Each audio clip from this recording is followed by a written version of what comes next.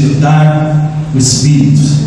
E Deus já falou conosco ontem, através da sua palavra, e Deus, Ele continuará falando com cada um de nós nessa noite. Por isso eu quero convidar você a se colocar em pé e abrir a tua Bíblia comigo em Mateus capítulo 7, versículo de número 24 a seguir. Palavra do Senhor no Evangelho de Mateus, capítulo de número 7, versículo de número 24 a seguir. Tema da ministração desta noite, desta conferência, eu quero falar sobre os fundamentos espirituais da família. Amém? E nós vamos ler para isso o texto de Mateus capítulo 7, versículo de número 24 até o 27. Deus quer despertar a nossa família nessa noite. Mateus capítulo 7, versículo de número 24. Todos encontraram nessa noite? Amém? Diz assim a palavra do Senhor: portanto, todo aquele que ouve essas minhas palavras e as pratica será semelhante ao homem prudente, que construiu a sua casa sobre a rocha. Desceu a chuva, transbordaram os rios, sopraram os ventos e bateram contra aquela casa. Contudo, ela não caiu, porque estava edificada sobre a rocha. Aquele que ouve estas minhas palavras, mas não as pratica, será comparado ao homem insensato, que construiu a sua casa sobre a areia. Desceu a chuva, transbordaram os rios, sopraram os ventos e bateram contra aquela casa, e ela caiu, e foi grande a sua queda. Somente daqui oremos ao Senhor. Senhor meu Deus e meu Pai, graças te damos, Senhor, Pai, nessa noite. Deus, pela tua palavra que foi lida. Deus, a maior revelação para as nossas vidas é a tua palavra, Senhor. Por isso, nessa noite, que não seja eu, mas o teu Espírito Santo a falar. Que nessa noite o Senhor venha ministrar aos nossos corações. Pai, nós estamos numa conferência, Senhor, de despertamento espiritual, de despertamento para as nossas vidas. E nessa noite também nós estamos no culto da família, onde as famílias se reúnem, onde as famílias, elas se achegam na tua casa. Senhor, nós precisamos aprender esses fundamentos, precisamos rever esses fundamentos espirituais. Por isso, nessa noite, meu Deus, que o Senhor venha ministrar as nossas vidas. Nessa noite, meu Senhor, que o Senhor venha ministrar aos nossos corações, Senhor. Pai, quebra todas as barreiras do impedimento, toda inquietação dos planos, da conversa paralela, que caia por terra agora em nome de Jesus. Tudo que não é teu, tudo principado, potestade, ossos malignas, nós expulsamos agora em nome de Jesus, Senhor. E que nessa noite, Senhor, nós possamos ouvir a tua voz, que nessa noite nós possamos ser ministrados pelo teu Espírito Santo. Por isso, fala, Senhor, nessa noite, é o que nós te pedimos e nós te louvamos em nome de Jesus. Amém. Amém. Os irmãos podem sentar. E Deus, Ele quer restaurar nessa noite a sua casa. Deus, nessa noite, Ele quer restaurar a sua família. Deus quer restaurar os teus relacionamentos. Por isso nós precisamos abrir o nosso coração. Precisamos estarmos dispostos a realizar aquilo que Deus, Ele quer que façamos. Para então eu e você, para então que nós possamos desfrutar, para que nós possamos realmente alcançar a felicidade familiar, a felicidade em todas as áreas das nossas vidas. E amados, ao ler este texto, Jesus ele fala ali acerca dos fundamentos de uma casa. E ele fala que a casa, ela resiste às tempestades por causa do seu alicerce. O alicerce, ele é a base, ele é o fundamento, ele é aquilo que sustenta uma casa. Assim como a coluna, assim como este templo, assim como esta casa que nós estamos aqui, o alicerce é aquilo que a sustenta, que mantém esta casa de pé. E quando o alicerce ele é firme, a casa resiste ao tempo, a casa resiste ao vento, a casa resiste aos temporais. Assim também é a nossa família, assim também é a família, assim também é o casamento, assim também é os relacionamentos. Para que eles possam resistir, para que eles possam ser duradouros, precisa haver o alicerce. E Jesus aqui na palavra do Senhor, ele nos fala sobre dois alicerces: um fraco, feito sobre a areia, e outro forte, construído sobre a rocha. E o grande desafio para as famílias e casais aqui presentes nessa noite é que tenhamos as nossas vidas alicerçadas na rocha. Talvez você entrou hoje aqui com a sua vida cheia de problemas.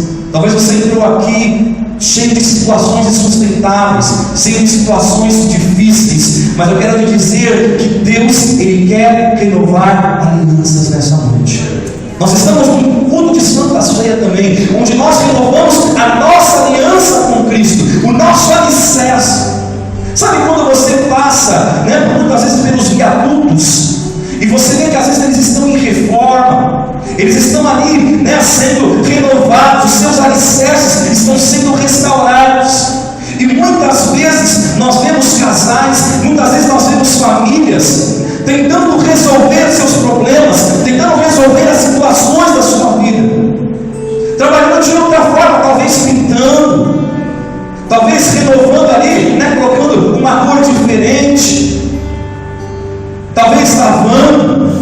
Mas o Senhor está querendo dizer para você que você precisa te despertar nessa noite, porque muitas vezes é o teu relacionamento, o teu relacionamento familiar, ele não está funcionando, por mais que você tente, por mais que você se esforce, porque está faltando você mexer com o alicerce. É o alicerce que sustenta todas as coisas. Então não adianta tentar consertar superficialmente, não adianta tentar consertar de qualquer maneira, achando que o meu esforço, achando que a minha boa intenção ela vai resolver. Mas Deus está falando para você nessa noite que precisa haver restauração, que precisa haver a renovação. Então, como um exemplo simples que eu dei, assim como um viaduto que ele precisa ser restaurado, o seu alicerce, para que ele possa sustentar os veículos que vão passar por ele, as nossas vidas também precisam ser renovadas, nossos relacionamentos precisam ser restaurados pelo Senhor. Hoje não é um culto de avivamento. Deus pode nos trazer um grande avivamento, Ele pode, mas essa conferência é de despertamento. Ninguém acorda pulando, não é verdade? Ninguém acorda saltando, gritando. Não, ele vai acordando do sono lentamente. Ele vai acordando, ele vai percebendo, ele vai abrindo os seus olhos, começando a enxergar. E é isso que Deus está fazendo. Deus já começou ontem, e Ele vai continuar falando hoje especificamente para as famílias, hoje especificamente para as nossas vidas. Por isso eu quero numerar 3 alicerces que são cruciais para que a tua família, para que o teu relacionamento possa suportar as pressões para caminhar. São 3, não quer dizer que não tenham mais, quero dizer para você que podem ter muito mais, mas aqui o Senhor me deu 3 alicerces que são fundamentais para as nossas vidas. Primeiro alicerce que eu quero dizer para você, que você precisa ter na tua casa, na tua família, chama-se comunhão. Primeiro alicerce chama-se comunhão. Eu quero convidar você a abrir a tua Bíblia em 1 João, capítulo 1, versículo de número 7. Nós vamos estar projetando, se não quiser, não precisa encontrar na tua Bíblia. 1 João, capítulo 1, versículo 7 diz assim: se porém andarmos na luz, como Ele está na luz, mantemos comunhão uns com os outros, e o sangue de Jesus, seu Filho, nos purifica de todo pecado. Pastor, o que é comunhão? Vamos lá, vamos dar uma definição de comunhão. Não vamos precisar pegar o Aurélio, mas vamos raciocinar. Comunhão é a participação em comum de crenças, de valores, de interesses, de ideias, de opiniões. Se eu tenho a mesma opinião que a minha esposa, então nós estamos em comunhão. Nós estamos juntos, juntos de uma mesma coisa.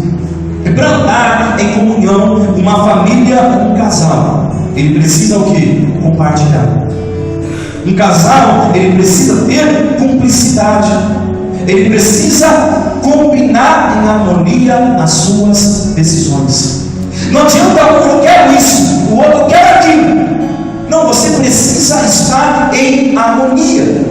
Você precisa estar em comunhão. Porque o Senhor falou que, olha, se nós andarmos na luz como Ele está na luz, mantemos comunhão uns com os outros. O Senhor está falando isso lá em 1 João. Se nós estivermos nele, nós vamos manter comunhão uns com os outros, porque o Espírito Santo ele habita em nós. Então, amados, nós precisamos o quê? Ter harmonia nas nossas decisões. Se nós vamos definir em uma outra palavra, a palavra comunhão, nós poderíamos então dizer harmonia. Comunhão é harmonia. Jesus lá em Marcos capítulo 3, versículo 24 e 25, ele nos alerta sobre o reino, sobre uma casa dividida. Fala que ela não subsiste, ela não prevalece. E Jesus ele estava alertando. E por isso eu quero citar para você mais 2 exemplos de inimigos que se levantam para minar a comunhão dentro do lar. 2 inimigos. Tem muito mais. Gosto de frisar isso. Mas 2 para que você possa entender o que Deus está falando, primeiramente, no primeiro alicerce, no primeiro fundamento da comunhão. Uma das coisas que nós temos muito problema: trabalho excessivo. Existe uma ilustração que eu encontrei muito interessante de um pai que trabalhava excessivamente. A ilustração diz assim: certo dia, o filho diz ao pai: papai, preciso falar com o Senhor. O pai responde: menino, não tenho tempo para conversar. Meus clientes pagam por minhas obras. Alguns minutos depois, o filho entristecido pergunta ao pai: pai, quanto custa a tua obra? Eu gostaria de comprá-la para poder ter a tua atenção. O pai cai em si e percebe que está errando com a sua família. Quantas vezes eu e você, nós estamos assim? Nós não damos mais atenção para a nossa família. Nós não nos sentamos mais na sala. Nós não nos sentamos mais ali no sofá e conversamos juntos. Já não sentamos mais na mesa todos juntos. Mas cada um pega o seu prato de comida. Um vai para o quarto, outro vai para a sala, outro vai para a cozinha. Cada um vai para o seu canto. Ou às vezes nós estamos tão cheios de trabalhos, tão cheios de tarefas, que nós só queremos ficar quietos. Nós chegamos em casa, nós não queremos talvez nem falar uma única palavra, porque o nosso dia foi estressante, porque foi um dia difícil, o chefe falou um monte, aconteceu tantas coisas, e a única coisa que nós queremos é sentar e ficar quieto, comer nossa comida, ver nossa TV e dormir. E nós estamos trabalhando excessivamente. Existe um programa na TV que ele faz muito sucesso. Eu não sei se ainda passa na TV aberta, eu sei que na fechada ele passa. E aquele programa da Superman, E quando os pais, eles não conseguem dar conta dos seus filhos, Quando a situação fica difícil, o que eles fazem? Eles vão lá e recorrem a essa psicóloga, a Superman, que vai ajudar a resolver o problema do filho, que vai ajudar a resolver os conflitos que estão ali no lar.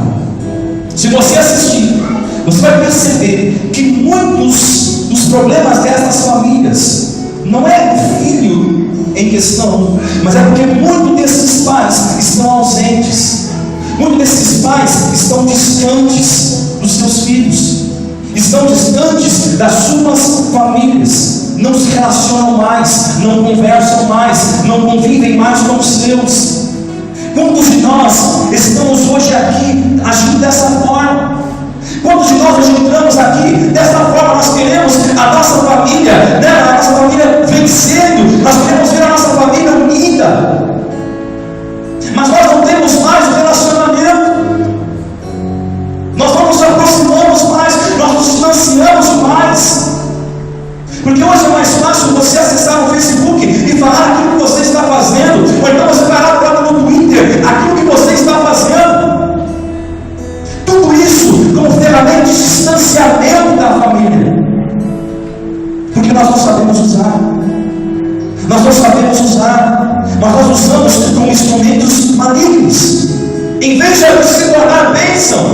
em nos afastam. Agora, eu não tenho Facebook, eu não tenho Twitter, mas eu não preciso ter para saber. Quanto tempo você para no teu dia para acessar o Facebook, para procurar uma coisa no Twitter, uma foto, seja lá o que for? E quanto tempo você dedica para falar com o teu pai, para falar com o teu irmão, para falar com o teu filho? Quanto tempo você dedica de relacionamento? Quer saber de mim? Acesse o Facebook. Procura lá, você vai saber sobre a minha vida, o que eu faço, o que eu gosto. Hoje é mais fácil, não é? Antigamente, quando não existia isso, você precisa se aproximar das pessoas, desenvolver uma comunhão com ela, entender o que ela pensa, o que ela gosta, o que ela não gosta de fazer. Hoje você tem tudo lá no Facebook. Você abre uma tela lá, uma página que fala tudo. Então eu já sei se eu quero me aproximar daquela pessoa, não. Quantas pessoas hoje não têm relacionamento dentro da sua casa, dentro da casa de Deus? Porque acessou o Facebook. Não, aquele irmão, eu não gosto nada do que ele gosta. Não vou nem me aproximar dele. Porque nós já vemos o perfil, nós já vemos todas as coisas. Porque nós estamos trabalhando excessivamente em outras coisas. Nós estamos trabalhando exaustivamente em outros objetivos que não é a comunhão. Consequentemente, nós não temos comunhão com Deus. Consequentemente, nós temos um distanciamento de Deus. Sabe, ontem foi pregado, ontem a Bíblia falou sobre ressuscitar aquilo que está morto. Quantas pessoas talvez entraram ontem, que vieram, que vão estar todos os dias desta conferência, mas não se atentaram que existem 3 etapas que foi ministrada ontem. As pessoas que vieram aqui à frente porque precisam de despertamento de Deus, porque precisam de uma ressurreição, não perceberam talvez que tem 3 etapas. Quando o Senhor levou o profeta Ezequiel, levou aquele vale de ossos secos. Primeiro ele falou, haja ajuntamento de ossos. Depois ele falou, haja carne, a vida. E depois ele fala uma coisa importante, haja o Espírito. E eu digo para você, em que parte talvez você está parando? Não, agora que já juntou os ossos, está bom. Está melhor do que antes, porque estava morto. Deus fala, existem três etapas, existem 3 fases. Onde você está nessa noite? Deus quer que no final dessa conferência você chegue aonde existe o Espírito, aonde existe palavra, aonde existe comunhão. Ou será que nós vamos continuar buscando um distanciamento e sermos pessoas frias, mortas, como foi falado ontem aqui? Como está o teu relacionamento familiar nessa noite? Será que hoje você chegou bravo com o teu filho? Será que hoje você chegou bravo com os teus pais? Será que hoje você chegou bravo com o teu esposo, com a tua esposa, com o teu irmão, com a tua irmã? Deus está falando para você nessa noite. É noite de você consertar o teu alicerce. É noite de você consertar o alicerce da comunhão. Porque Deus, Ele quer trazer despertamento para as nossas vidas. Você está mais um exemplo do inimigo da comunhão. Temperamentos não controlados por Deus. Vou contar mais uma historinha bem breve. Certa vez, um casal ele fora ministrado, quando em certo momento a mulher ela disse: pastor, o meu problema é que eu e o meu marido temos temperamentos incompatíveis. Essa foi a afirmação. Eu quero fazer uma contraposição aqui a esta afirmação desta mulher. A palavra do Senhor em Romanos, capítulo 8, versículo de número 13, nosso irmão vai projetar. Diz assim: porque se viverdes segundo a carne, caminhais para a morte, mas se pelo Espírito mortificardes os feitos do corpo, certamente vivereis. Ainda em Gálatas capítulo 5, versículo 16, diz assim: digo, porém, andai no Espírito, e jamais satisfareis a concupiscência da carne, ou seja, a vontade da carne, o desejo da carne. Eu não acredito que existam pessoas com temperamentos incompatíveis. Eu não acredito. mas pessoas incompatíveis com o plano e a vontade do Senhor para as suas vidas. Não existe, amado, pessoas com temperamentos incompatíveis. Não, por que você separou? Incompatibilidade. Não é isso que nós escutamos, é o que nós mais escutamos aí afora. Por que separa? Por que se afasta? Incompatibilidade. Gênio difícil. Porque é isso, porque é aquilo outro. Amados, eu não creio nisso. Lá Deus fala que Deus uniu, não separa o homem. Então existem pessoas incompatíveis com a vontade e o plano do Senhor. Porque o plano do Senhor para as suas vidas é o quê? O domínio do Espírito. O domínio sobre as nossas vidas. Porque o domínio do Espírito, ele é mais poderoso do que as nossas fraquezas, dos nossos temperamentos. Ora, se nós estamos cheios do Espírito Santo, ora, se nós estamos cheios da glória do Senhor, então a velha carne vai estar morta. Se pelo Espírito mortificardes, tornar morto os feitos do corpo, certamente vivereis. Andai no Espírito e jamais satisfareis a concupiscência da carne. Ora, então se eu ando no Espírito, eu sou nova criatura.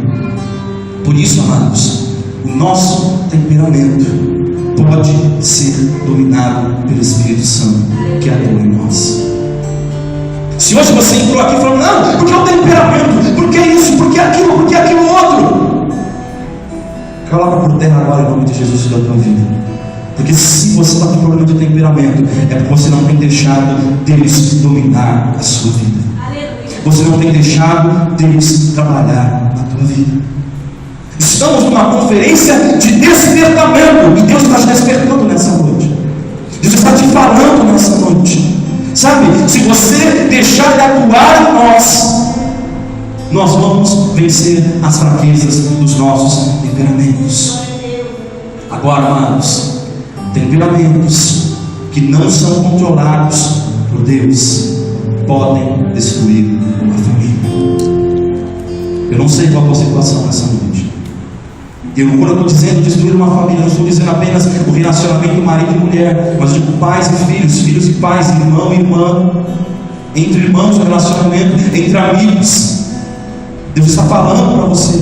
Se você não conseguir controlar, se você não deixar o Espírito Santo controlar a tua vida, isso pode destruir a tua família. Mas temperamentos controlados pelo Espírito Santo geram frutos do Espírito e trazem bênção para a tua família.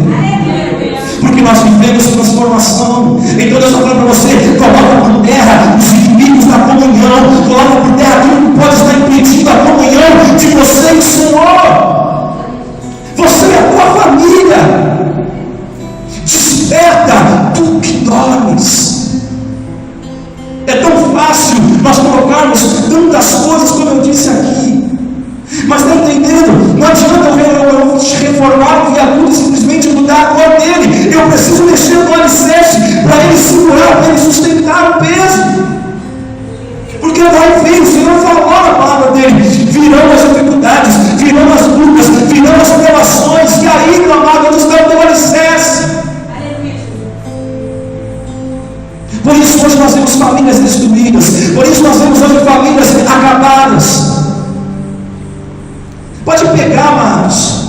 Eu não estou falando da boca para fora, não. Pega a estatística de separação. Pega a estatística e vai lá pesquisar. Por que as pessoas se separam? Você vai ver que a maior parte é incompatibilidade. É o que eles vão falar: incompatibilidade do temperamento. Ah, mas porque o fulano não era assim. Sempre foi, amados. Tem aqueles que falam: não, mas o fulano não era assim quando namorava. Sempre foi, você que não quis enxergar. Não tem como se revelar, meu amado. Jesus um dia, ele disse: pelos frutos se conhece a árvore. Então não existe eu casei enganado, você casou enganado. Você que não quis enxergar. Então Deus está falando para você, ó, de despertamento sobre a tua vida. Se existe isso na tua vida, na tua casa, na tua família. Fala: Senhor, eu vou colocar por terra em nome de Jesus. Eu vou colocar por terra. Eu não vou aceitar na minha vida. Então, primeiro alicerce, comunhão. Segundo alicerce, chama-se perdão. Esse é difícil. Olha o que diz Mateus capítulo 18, versículo 21 e 22. Então Pedro, aproximando-se, lhe perguntou: Senhor, até quantas vezes meu irmão pecará contra mim, que eu lhe perdoe? Até 7 vezes? Respondeu-lhe Jesus: não te digo que até 7 vezes, mas até 70 vezes 7. Pedro ainda limitava o poder do perdão na sua vida. Jesus lhe mostrava, estava lhe mostrando ali, que o perdão tem que ser exercido constantemente na vida cristã, não é apenas um dia. Mas, amados, sabemos que nós temos que perdoar, que é um alicerce crucial dentro das famílias. Agora, por que existe a dificuldade de perdoar? Por que existe? Por que nós temos a dificuldade de perdoar? Eu vou dizer para você que o problema está em você, não está naquele que te machucou. Pastor, você está falando para mim que a pessoa me machucou, a pessoa fez isso, a pessoa fez aquilo, e o problema sou eu? O problema é você. Ela errou, mas ela não pediu perdão, ela não se procurou se consertar, e você fez o quê? Você não perdoou. Agora, por que a gente não consegue perdoar? Vamos lá, coloquei alguns motivos aqui na minha ministração. Orgulho ferido. Não, porque mexeu comigo, mexeu naquilo que mexeu no profundo, sabe? Foi dolorido aquilo ali. Não, aquilo ali eu não perdoo. Podia pisar no meu pé, podia fazer aquilo outro, mas aquilo que fez comigo, isso é inaceitável. Não tem perdão, não dá para perdoar. Daqui a um tempo, talvez. Deixa o tempo, né? O tempo é o melhor remédio. Não é isso que a gente fala? Isso chama-se orgulho ferido. Então, estou falando para você que é hora de você ser curado disso. Colocar mais um motivo: intolerância com a falha dos outros. Tem aquele irmão que ele é intolerante. O irmão não pode errar, ele não pode falhar, ele tem que ser perfeito o tempo todo, ele tem que estar ali, ele tem que ser, sabe, se ele der um deslize, então acabou, não tem perdão, está tudo errado. Quantas vezes a gente é assim? O irmão acerta, aí ele comete um erro, mas é suficiente para nós não perdoarmos. Porque nós transformamos tudo aquilo de bom, esquecemos tudo e supervalorizamos o erro, supervalorizamos a falha. Quantos de nós somos intolerantes? Nós não permitimos que as pessoas errem. Nós aprendemos há um mês atrás, lá na ministração dos obreiros, na consagração, nós vimos o exemplo de Barnabé, foi? E Paulo, quando teve lá o irmãozinho que desertou, quando eles fizeram a primeira viagem missionária, ele desertou. Quando eles voltaram, iriam iniciar, Paulo chegou para Barnabé: olha, vamos iniciar a segunda viagem missionária, porque foi muito proveitosa. Então Barnabé falou assim: vamos levar ele também. Paulo falou assim: não vai levar não. Mas por que não, Paulo? Por que não? Aí Paulo: não, porque ele nos abandonou, nós estávamos sozinhos, e ele nos deixou ali, nós estávamos ali fazendo a obra, ele foi embora, simplesmente ele deixou. Paulo só disse que houve um início de contenda entre Paulo e Barnabé. A partir daquele momento eles se separam. Paulo segue agora junto com Silas para a viagem missionária, Barnabé fica. Foi exatamente aquele que desertou. Aí você fala: mas pastor, você está criticando o apóstolo Paulo? Não. Existe uma diferença. Barnabé foi aquele que iniciou Paulo dentro do evangelho ali, né? Levou as pessoas ao conhecimento de Paulo, porque até então todo mundo achava que Paulo era falso, Paulo estava enganando. Ele levou, ele era como um professor. Barnabé deixou Paulo ir. Mesmo Paulo não concordando, discordando, reclamando, não pode. Paulo, impaciente com os erros dos outros. Barnabé sabia que Paulo estava pronto. Mas pastor, Paulo estava pronto, se ele fez isso, estava pronto. Porque o Espírito Santo já habitava nele. Aí você vai ver mais para frente a confirmação de que Paulo estava pronto, de que Paulo já não pensa como ele pensava lá em Atos, lá em Coríntios. Ele fala para a igreja: olha, o amor ele é paciente, o amor ele é benigno, o amor não traz ciúmes. Se não houvesse amor, de nada valeria. Existe um crescimento, porque o Espírito Santo estava na vida dele. Ele foi intolerante no primeiro momento, mas agora o Senhor estava sobre ele, e Barnabé sabia disso. Não, Barnabé sabia que Paulo não precisava mais dele, porque ele iria crescer agora. Ele iria entender. Quantos nós não liberamos perdão sobre as vidas, porque nós somos intolerantes? Ora, Paulo não liberou perdão sobre aquele irmão, amados. Não está dizendo que Paulo brigou com o irmão, não, mas se ele não quis que o irmão fosse, o que ele estava querendo dizer? Fica você para lá, não quero você perto de mim, não. Intolerante com os erros dos outros, mas com certeza lá na frente, passou um pouquinho, aí em Coríntios Paulo viu: opa, estou errado. E o Senhor abençoou o coração dele. Com certeza tem uma menção na palavra, mas com certeza Paulo foi lá e falou: não perdoa. Não é assim. Outro exemplo que eu vou te dar aí, dos motivos que nós não perdoamos, porque achamos que nós somos as vítimas. Sempre nós somos as vítimas. Nunca eu provoquei, nunca eu tive uma participação. Eu vou dizer uma coisa para você: se eu briguei, se eu brigar com o Mateus, se eu levantar a minha voz com o Mateus, eu estou errado? Estou errado. Mateus foi ofendido. Eu comecei, não comecei? Agora, se o Mateus ele retrucar da mesma forma, com rispidez também, ele também errou.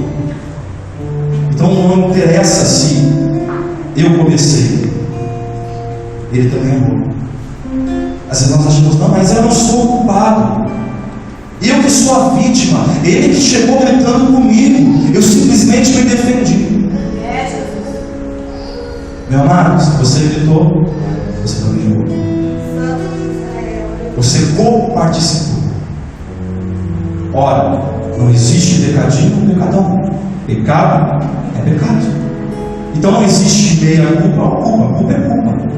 Eu também estou errado. Será que nós não temos perdoado porque nós achamos que somente nós não somos as vítimas? Será que eu não falei em nada? Será que eu cometi um único deslize? Só no teu coração saber que você falhou em alguma coisa. Então, se você falhou, você também é culpado. Por isso eu estou liberando perdão. Perdoar, irmãos, pode ser muito difícil, sabe? Porque quem perdoa, ele precisa dar a volta por cima. Ele precisa esquecer a ofensa. Ele precisa esquecer. Ele vai passar uma borracha, esquecer tudo. Agora, existem aqueles que dizem que perdoam, mas não podem esquecer, então não é perdão. Não, eu te perdoo, mas eu não. Não. Então não é perdão. Ou é perdão ou não é perdão. Sabe por quê? Porque quando você fala: não, eu perdoo, mas não dá para esquecer, você está dizendo assim: eu vou pegar minha machadinha de cortar lenha, de sei lá, eu pego a machadinha, eu vou pegar a machadinha e vou enterrar ela na terra, porque é ela que é o meu instrumento de ataque. Eu ia atacar, eu ia retrucar quando alguém falar para mim, mas vou pegar a machadinha e eu vou enterrá-la. Só que eu não vou enterrar por completo, eu vou deixar o cabo dela para fora. E vou deixar o cabo ali para fora. Sabe por quê? Porque quando eu precisar, eu volto lá, eu pego e trago tudo de novo, e eu levo isso diante de Deus. Isso não é perdão. Isso não é perdão. Quem perdoa precisa superar as feridas. nós estamos enterrando a machadinha e deixando o cabo para fora. Isso não é tempo de você despertar. Assim que o relacionamento não vai funcionar. Assim que o relacionamento entre irmãos, entre pais, entre filhos, entre esposas, não vai funcionar enquanto você continuar empurrando. É como o pecado. Às vezes nós estamos agindo, sabe, como Jacó. Vou dar um exemplo para você de pecado. Gênesis 35, versículo de número 1, diz assim: Então disse Deus a Jacó: Levante, sobe a Betel e habita ali, e faz ali um altar ao Deus que te apareceu quando fugias da presença de Esaú, teu irmão. Quando disse Jacó a sua família e a todos que com ele estavam, ele disse: Lançai fora os deuses estranhos que há no meio de vós, purificai-vos e trocai as vossas vestes. Levantemo-nos e subamos a Betel, onde farei um altar ao Deus que me respondeu no dia da minha angústia, e que foi comigo no caminho por onde andei. Então deram a Jacó todos os deuses estranhos que tinham nas mãos, e as argórias que lhe pendiam das orelhas, e Jacó os escondeu debaixo do carvalho que está junto a Siquém. Afirmação: Jacó deve ter pegado aquilo ali, deuses estranhos, argórias. Sabe onde ele veio? Queimado. Jogado tudo fora. Sabe, para ninguém, sabe? O que não é bom para mim não é bom para o meu irmão. Sabe o que Jacó fez? Jacó pegou, Deus falou para ele: Jacó, volta. Jacó pegou tudo aquilo. Não, vamos nos consagrar, vamos nos acertar. Só que ele pegou, e a palavra de Deus é bem clara: ele escondeu. Olha, se você esconde alguma coisa, você escondeu, você sabe que você vai achar, né? Sabe por quê? Porque Jacó pensou: peraí, se não der certo, eu volto novamente. Eu pego de volta todas as coisas e continuo de onde eu estava. Quantas vezes nós somos assim? Estamos numa conferência de despertamento. Volta ao que foi falado ontem, do vale de nossos erros. Às vezes nós queremos viver o despertamento espiritual, nós queremos viver o despertamento da nossa alma, do nosso espírito, mas nós queremos esconder alguma coisa. Nós queremos esconder o nosso pecado, nós queremos esconder os nossos erros, nós queremos esconder as nossas falhas. Não adianta você estar em 4 dias de conferência e continuar levando consigo tudo isso, e continuar levando consigo a murmuração, e continuar levando consigo a reclamação, e continuar levando consigo o pecado, aquilo que te afasta de Deus. Então você não despertou, então você não acordou, porque você continua dormindo, você continua carregando o pecado, você continua escondendo a tua vida.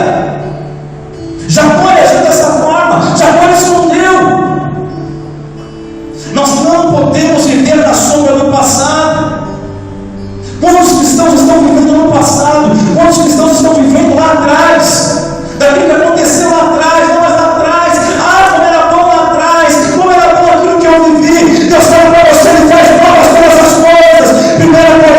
2 Coríntios capítulo 5, versículo 17. E assim, se alguém está em Cristo, é nova criatura.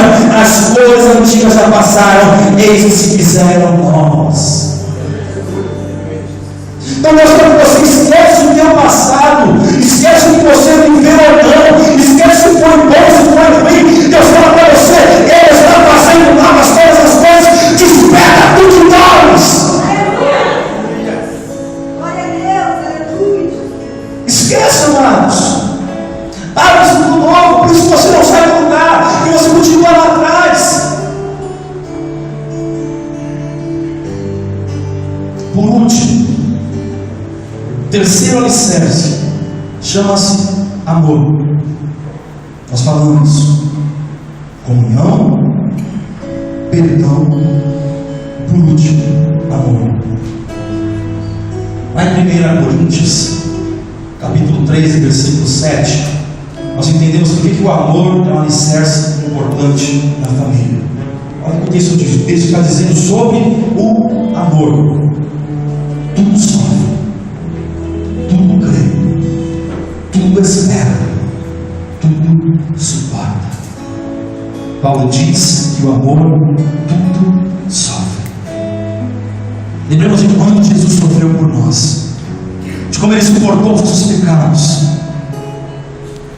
Você consegue lembrar? Não, pastor, não estava lá, mas você consegue imaginar de quando Jesus sofreu por nós. Mediante o seu exemplo, nós somos levados a perguntar quanto nós temos suportado algumas provocações por causa do amor a Deus. Não me ofendeu, não, mas me fiz isso, me fez aquilo outro, me provocou. E Jesus, o amor a Deus nos leva a suportar a cruz que precisamos levar a nossa caminhada. Jesus falou: olha, não pegue sua cruz, tome e siga, caminhe. Não é, a cruz tem dor, amados. A cruz tem perseguição.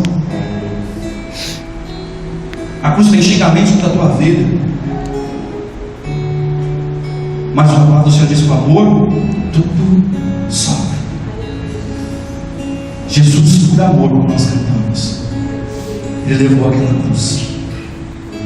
Aí Paulo está falando uma coisa linda. Paulo diz que o amor tudo espera.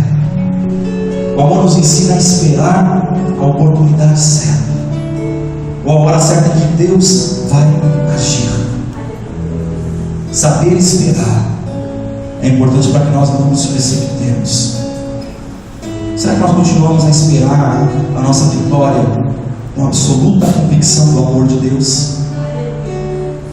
Pastor, o que está querendo dizer? Amados, o amor de Deus. Se Deus te ama, Ele quer o melhor para você. Será que você consegue entender? Será que você consegue esperar a tua vitória sabendo que o amor de Deus, sabendo que tem a convicção de que Deus te ama, de que tudo que você está passando é porque Deus te ama, de que todos os problemas que você está enfrentando é porque Deus te ama? O amor tudo espera. Jesus tinha esse tipo de amor por nós. Sabe por quê? Quando Jesus viveu essa terra, eu, você, o irmão mais velho dessa igreja, não tinha nascido. Nenhum de nós tínhamos nascido. Jesus esperou por nós. O amor dele se entregou na cruz por nós, porque o amor tudo espera. Ele esperou por mim, Ele esperou por você. Jesus tinha amor, Ele deu a vida por nós. Amar é viver em favor de alguém ou de algo. Isso é amor. Não é falar eu te amo. Não, irmãos. Amor é você viver em favor de alguém ou de algo. Jesus viveu em nosso favor. Ele viveu a ponto de sacrificar por nós. Esperar. Se entregar na cruz, ressuscitar. Estar hoje aqui e saber que quantas pessoas estão com o coração fechado para o Senhor, mas Ele continua esperando. Ele continua falando: meu filho, eu te amo. Meu filho, você é importante. Desperta. Acorda. Eu quero fazer coisas novas na tua vida. Eu quero te colocar no alicerce. Eu quero te colocar alicerçado para você viver tudo bom e melhor na tua vida. Mas será que você consegue entender isso? Certa vez um pregador disse: o amor ele é mais serviço do que sentimento. O amor de Cristo foi demonstrado por serviços, por atos, por gestos. Não foi por palavras, mas por atitude. O amor de Deus, amados, é nosso sentimento de misericórdia, semelhante ao que Deus disse a Abraão, lá em Gênesis 18:32. Ele fala assim: olha, não destruirei Sodoma por amor dos 10. Sabe, o amor de Deus nos leva a fazer sacrifício como o de Jacó, que por Raquel ele trabalhou 14 anos para conquistá-la. O amor tudo espera.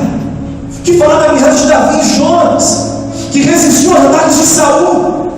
Eles tinham amizade. Olha, o pai de Jonas perseguia Davi. Davi tinha todos os motivos para se afastar